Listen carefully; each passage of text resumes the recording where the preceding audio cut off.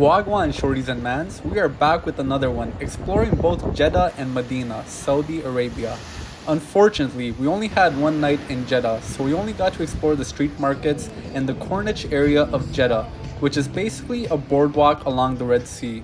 It was amazing walking here. There were so many different vendors to buy snacks and drinks from, sculptures and statues to look at, and at the time, checking the F1 Formula racetrack or gaze off into the Red Sea, which was surprisingly clear, carrying a cool, refreshing breeze into hot Jeddah. As you continue your journey north along the Corniche in Jeddah, you will come across Al Rahma Mosque, also known as Fatima Al Zahra Mosque. Built in 1985, sitting on top of the Red Sea, on the edge of the Jeddah Corniche, being one of the most visited mosques in Jeddah.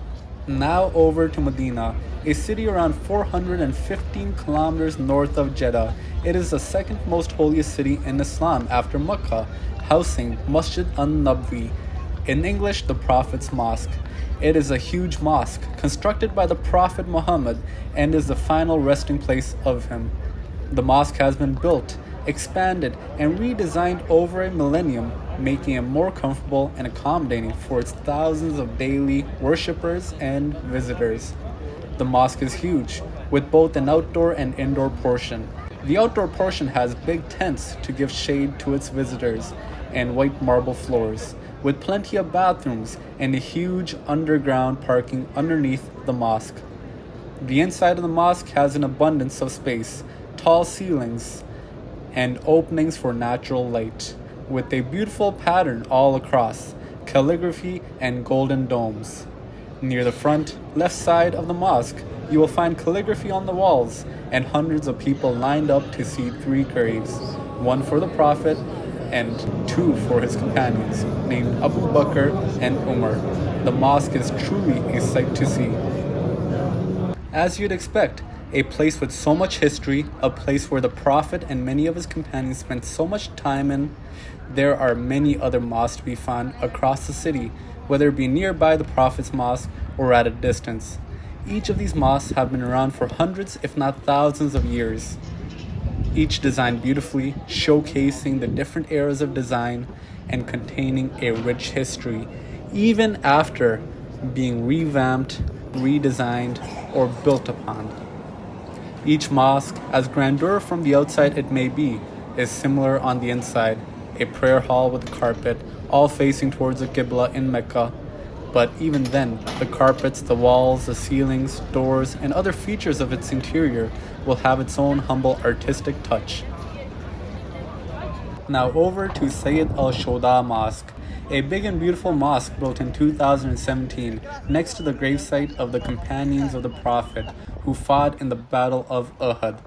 It is said that the hills around this gravesite and the cliffs on the mountains nearby is where the battle was fought. Unfortunately, this battle was a huge loss for Muslims, suffering large number of casualties. Many notable figures were martyred, and the Prophet was also injured himself during the battle. There are also many other battlegrounds in and around Medina to be checked out, and so much more to be learned about and experienced.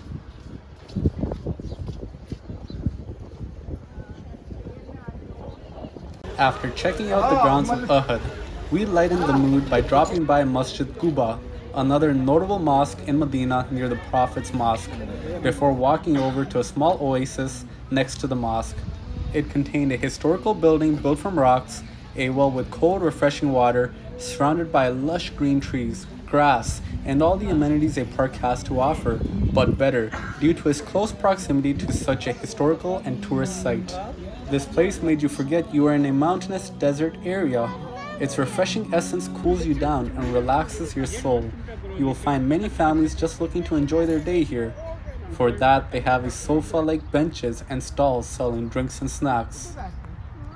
Medina is a very spiritual and modern city, exciting its visitors with its history, glorification of God, and other non-spiritual activities.